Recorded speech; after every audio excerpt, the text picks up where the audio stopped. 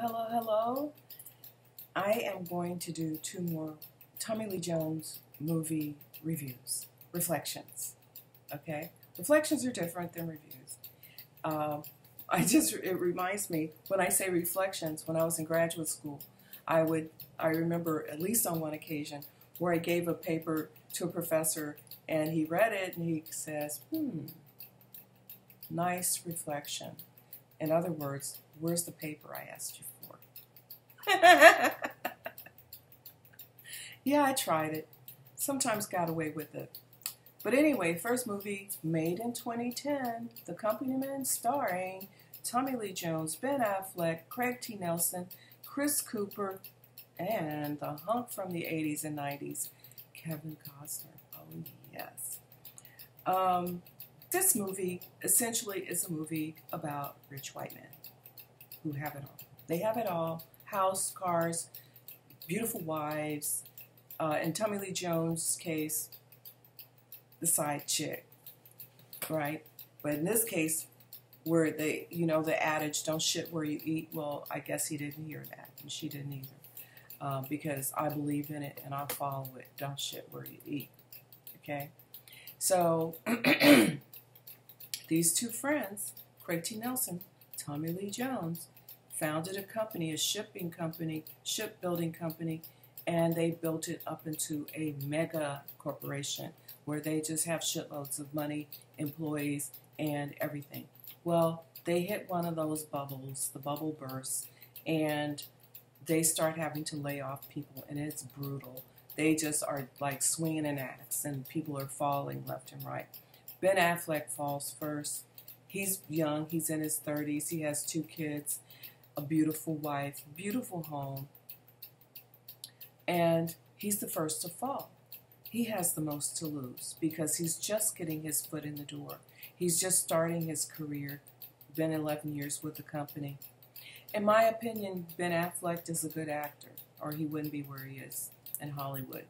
But I wanted more out of him in this role because I wanted to feel the fear that goes through a person when they lose everything.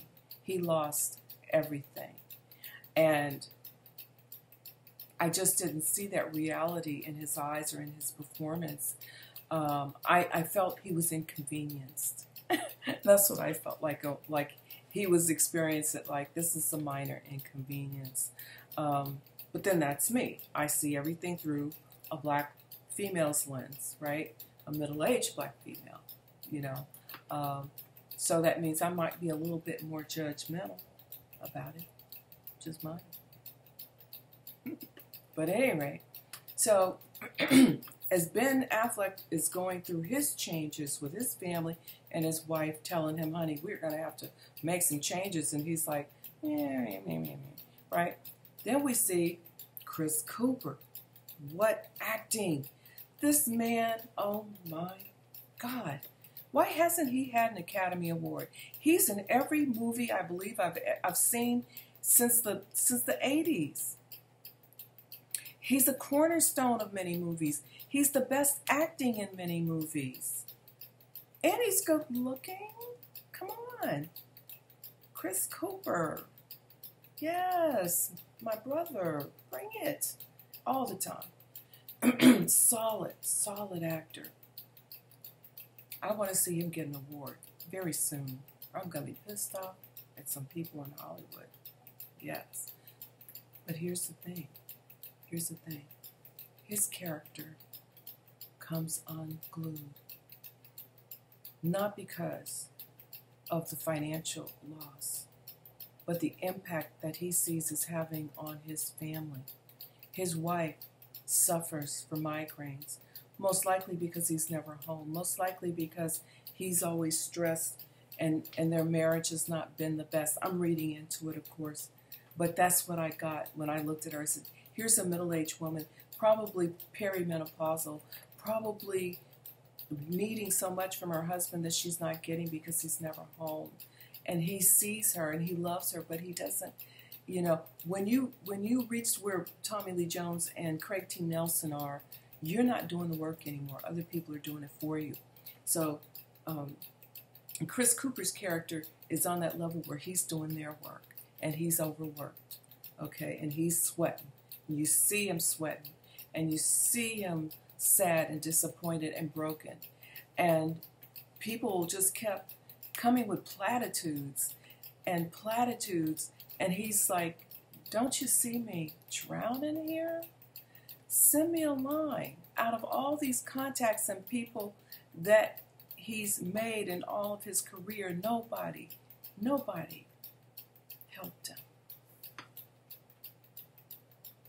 You see how that? So when he was in the garage after washing the dishes, well played. Oh, he washed the dishes for his wife, for himself. Went in the garage, calmly climbed into the car, and turned the engine on. No fuss, no muss. I think it tells you something about the man he was. No fuss, no muss. He's willing, he helps his wife. He cares about his wife. That was clear. Lord have mercy. People didn't seem that affected by his death. You didn't hear nobody crying. They didn't show his family crying. This is like, bye. Bye. Moving on. Maybe that's what this movie was all about, is the fragility of wealth, the fragility of life, how temporary everything really is, how fragile everything really is. And Craig T. Nelson had just reached the point where nothing affected him. He had enough stock, he had enough money, he could walk away from the job. Who cares? He's happy, he's rich. He won't feel the wind. He won't feel the cold wind. Right? And he has gotten to the point where he doesn't care if others do. He's gotten to the point where he's a devil. He's a devil. Let's talk about this chick real quick. The little blonde chick who's stooping Tommy Lee Jones. There's a lot of things that made me uncomfortable with this image. One is the age difference. And then we're going through the Kavanaugh hearings right now and talking a lot about consent and the power differential between powerful men and women who are not. It made me uncomfortable. It was made in 2010. I'm just now seeing it, so I'm seeing it through today's lens. And this woman is working for Tommy Lee Jones and Craig T. Nelson, and she's sleeping with the boss. Now, I've been told, don't shit where you eat. They must have heard her. Didn't care. Didn't care. She learned why you don't do that. He's a mature man. He has a beautiful wife. A little bit vapid, spoiled, empty. Clearly she loves him. And money has spoiled him, and money has ruined his ability to see things properly. And I'll give you a good example of that in the movie. When they pan in on him lying in the bed, and she's next to him, right away, it's just not visually pleasing. It's like, ew. It's kind of cringy. It's like, ew. That's just not a pretty sight. I mean, if we're not looking at it, who cares who stoops who behind closed doors? But if I'm looking upon it, then I get to judge it. And that just wasn't pretty. Also, my prejudice, you can talk about me all you want to. I don't like bony women. She's just bony. Nothing to her. Nothing, whatever. Yeah, I probably said it before somewhere. I said it. But there's some actresses he could have done this with and pulled it off. Not her. It was just too unsettling. And in movies, you don't want people to get caught up in things that are not important to the plot. But maybe it is. And maybe it's just one of those other things that he's eventually, that they're setting him up to show you that you lose that too. When you lose everything, you lose that too. And maybe that was his come to Jesus moment where he saw her and he was like, what am I doing? Like when he's sitting with her friends, not his friends, and they're all like 20, 30 years younger than him, he stands out. He doesn't fit. They're not even talking about stuff that matters. It's like, wah, wah, wah, wah, wah, wah. And I'll just drink some more, and then I won't hear them. These millennials. Empty. Totally empty existence. What gave Tommy Lee Jones' character purpose was to start over again. It made him feel young. It made him feel purposeful. Sometimes you can rise so far on the top where you don't really live like a real human being anymore. There's no more struggle in it. There's no more gratification in it. You've got everything. You've won the prizes. Now what? And his poor wife, she's like, I love that man, but I just don't know how to reach him anymore. It's too much junk between you. You know, you've got everything. It's just furniture, plane rides, money, all between you. You know, I think for relationships of that caliber to work, there has to be something you struggle together to get. If everything is so easy, you may as well date. Sign of a good relationship is there's struggle in it, and the two people are struggling together.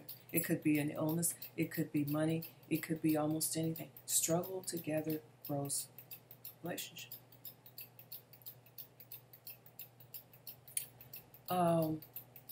Kevin Costner's character I liked in this, and that he just brought it as this carpenter construction worker. He just the right amount of gruffness and the right amount of heart. He had a big heart, clearly. And sorry, I got some in my eye. I'm so sorry. Sorry. That must have been unsettling to see my eyeball roll backwards. But at any rate, you know, overall this movie was very pleasing. I enjoyed it. I watched it twice, and in watching it twice, I got to see things, of course, I didn't see the first time around. And, yeah, good movie overall. Moving on, 2009. So he did movies back to back. 2009, he did In the Electric Mist, and then he did Company Men in 2010. And The Electric Mist was taken from the book In the Electric Mist with the Confederate Dead. And I have to say, I like a good ghost story. This wasn't entirely a ghost story. It was a lot of different things, and maybe it tried to be too many things. It was like a crime novel, solving the crime of the girls who were being butchered, solving the mystery of the black man who was lynched, and also the visitations from the Confederate dead. Ghost. Well, I'll tell you right now, as a black woman, I don't have much sympathy for the Confederates. Don't really care. I do understand that they were people, and they had a point of existence, and they felt strongly about something that was important to them. Well, those things that they felt strongly about are not strong for me. And in fact, they were things that were contrary to the existence of white people who did not ask to come to this country, by the way. And now we are part of this country because we are part of even the people who owned us. Their blood runs through our veins, and we are part of this nation in many different ways, actually. I have to say that John Goodman for me in this movie was troubling. I can never see him as someone who's a gangster. I always see him as this affable oaf, you know, big guy, goofy, whatever, not a gangster. Whoever cast it, I don't know why he was cast in this part, but you know why. The black characters, the blues man and the scrub woman, scrubbing the grill, yeah, I guess they're believable. I was born in the South, and I guess I've known people like that, but I just don't see I just don't like those characters. That's a personal preference, sorry. Just like the character Baptiste, was he a friend? Was he an employee? Was he a family member? Who knows? They never say. We just know Baptiste is like involved in everything the family. He's at the table with the family. He's everywhere, answering the telephone. And it's kind of like something that makes me uncomfortable when they have black people in movies that are set in the South and they're kept like pets. That's how I saw it. Baptiste was kept like a pet. And he believed that these people saw him as an equal or as someone worthy. And he was not. It's just not in the blood. It's just not possible. That's how I feel, okay? And so then we have Tommy Lee Jones, who's a sheriff. Nice family, nice wife, the whole thing. Appropriate looking wife. As a child, he witnesses a lynching. And from the point of childhood to the present, in the movie present, he doesn't talk about it or think about it until these bones are found that they know is the remains of this lynched black man. I wish they had taken more time with this theme to talk about race relations and all this, but they don't. They don't. They just talk about how he was sleeping with some white man's wife. But it happened all the time. Quiet as it's kept, it happened a lot. People never stay in their lanes. Sexually, white men were crossing those boundaries. Black men crossed the boundaries. White women crossed the boundaries. Power differential. Power differential. So we have all these mixed people living in the United States of America. I'm one of them. I'm one of them. LaSalle, yes, I'm one of them. French, Spanish, black. We can't help who we are. We can't change history. But we can certainly talk about it better, I think. I'd never like looking at those things. However, I understand the romanticism of the Confederates. I do understand it. The ghost in this movie, the general, I liked. This actor, who I don't know his name, I will find out his name to honor him. I don't know if he's still with us, but he is a great actor, and I like him a lot. If I was an actress, and if I could pick and choose who I'd be in a movie with, I'd call him up if I had his phone number. And I'd say, you know what, mister? You're one of the people. Chris Cooper's another one. Yes, yes. If I was an actress and I was doing a movie about the South, I'd call them up. I would, yeah.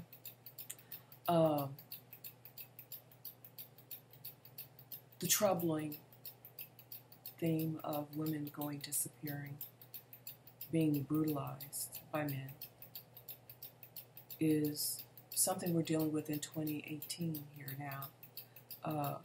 When we look at what's going on with the Kavanaugh trial, I will not opine about what I feel about it, but you might guess. These are serious issues. And as you can see, this movie was made in 2009, and we're still dealing with it. Women disappearing, young girls being trafficked, the whole thing. It's a subject that needs to be treated with some respect. Done well. Yeah, done well. I like anything to do with Louisiana because I haven't been there yet. I'd like to go one day and eat myself crazy till my liver just went, girl, yeah. Beignets, etouffee. I make good gumbo, by the way. I do. I have to pride myself on my gumbo. Yes. But the song Le Terre Tremblante, when I first heard it, I cried. Tears were rolling out of my eyes. This song hits you in a place that you don't expect. First of all, it's not in English. And it's like, how does my heart respond to something where I don't know the words? Well, it's not just the words, it's the melody. It's the idea. It's everything, right? And I heard this song, and I had to sort out who did this beautiful work. And his name is Marco Beltrami. I think Dirk Powell is singing it, and it is beautiful. It is beautiful. It's on my playlist. I listen to it regularly. I've even learned to sing it. I'm a singer. I've even learned to sing it in French, because that's how you honor people who work so hard to write such beautiful music. Is you learn it and you show it honor. It's the perfect song for this movie. I just think that this movie, cast better, certainly would have been a much better movie. I think the casting of John Goodman, who is a great actor, who is a lovable man, was not appropriate. I think that some of the black characters needed more filling out. I know they were just like supporting roles, but I wanted to know more about how they knew each other and how Baptiste knew this sheriff. And I'm sure it was some story like, well, Baptiste was in jail and I brought him home and okay. So I just want to know the backstories of some of these black characters, because I'm of course. Listen, I like this movie. I now want to read the book. And I will read the book. I get it. There's something about the South that is so heart-wrenchingly beautiful, sad, poignant, pulls on you. So much history in the South. But it is not a white history. It is a history of all of us. It is a history of all of us. I think when we realize how much we all contributed to the beauty of the South, the better we'll all be. Better off we'll all be.